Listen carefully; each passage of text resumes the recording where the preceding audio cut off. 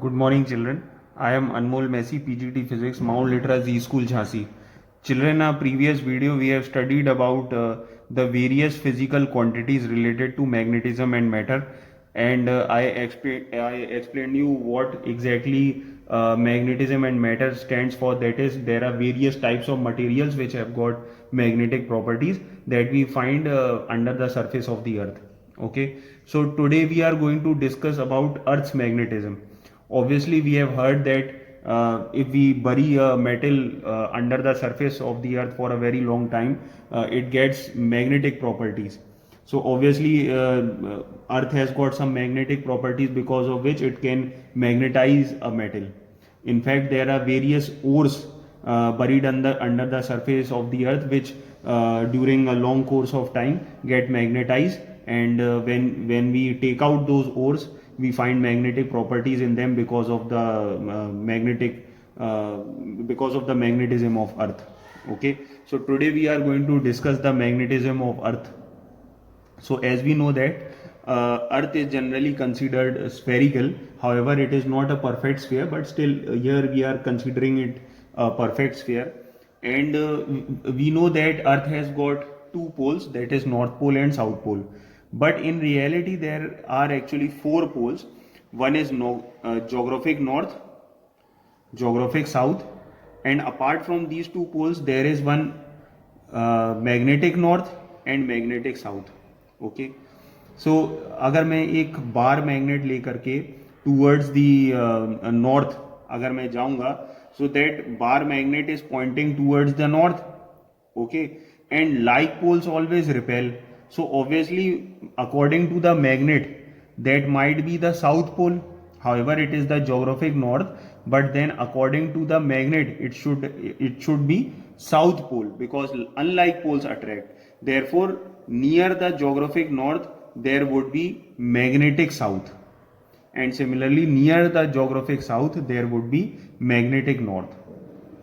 Okay, now since earth behaves like a magnet, so what is the reason because of which earth behaves like magnet? So there are various reasons because of earth's magnetism, but we will discuss at least two reasons that would explain why earth behaves like a magnet. So first of all, as we know that earth has got a huge amount of molten material inside its crust. So that molten material consists of huge number of ions, and when earth revolves around the sun, or maybe when earth does its rotation, these ions move along with the earth, and moving charge creates magnetism. Hence earth has got its own magnetism.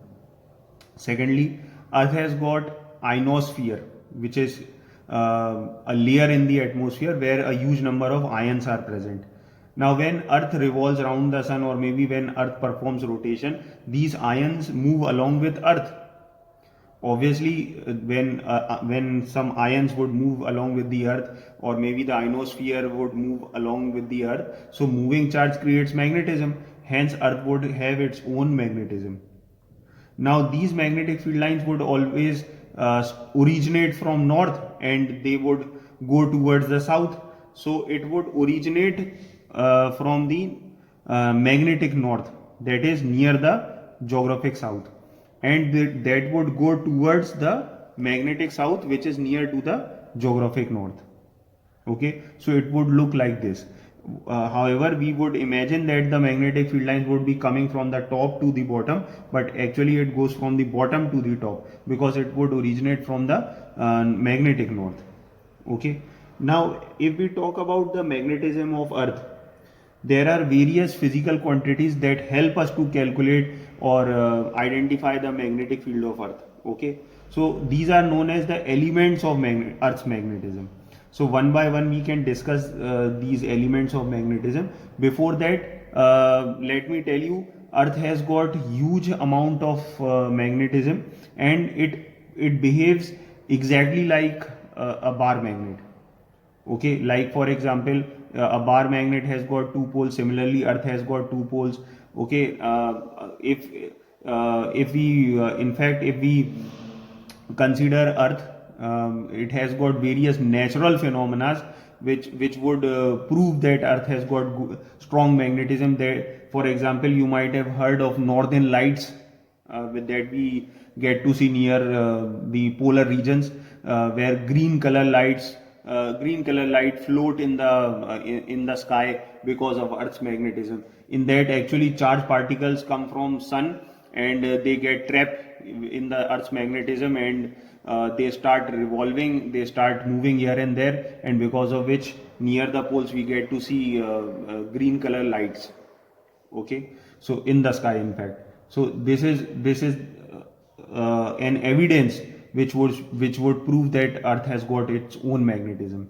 Okay, now let us discuss the various elements of Earth's magnetism. So these are the various elements of Earth's magnetism. Actually, there are three elements. The first element is magnetic declination or angle of declination. Now, what do you mean by angle of declination? Angle of declination means it is the angle between geographic meridian and magnetic meridian. Okay. Second is angle of dip. It is obviously calculated with the help of a device which is known as dip circle. This angle is denoted by delta, and it can be defined as the angle between Earth's magnetism and horizontal component of Earth's magnetism.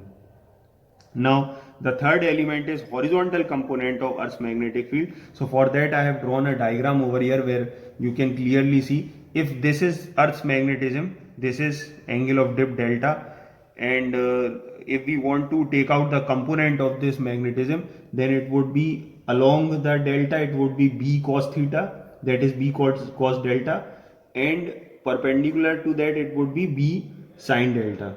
Okay, and this is known as horizontal component of Earth's magnetic field, whereas B sin delta would be considered as vertical component of Earth's magnetism. So I have written these 2 points over here, that is BV would be considered as vertical component of Earth's magnetism, that is B sin delta, and BH would be considered as horizontal component of Earth's magnetism, that is B cos delta. If we divide both the equations, we will get BV by BH, which is equal to B sin delta upon B cos delta. B से B हमने काट लिया है, cancel out कर लिया है. So what we are getting, sin delta upon cos delta, which is actually tan delta. So our expression would become BV upon BH is equal to tan delta. Also, if we add both these equations, then what is the method of adding components? First we'll square them and then we'll add it. So BV का square plus BH का square is equal to B square. So what would be B? B is equal to under root BV square plus BH square. Okay, and we have a proof also for this. We can see the proof also. See, B is equal to under root BV square plus BH square. This is the formula that we have derived. Now in place of BV I have put the value of BV, and in place of BH I have kept the value of BH.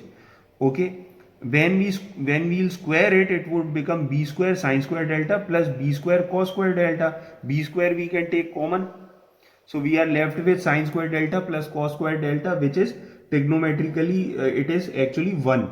So we will take that 1. So it is under root B square.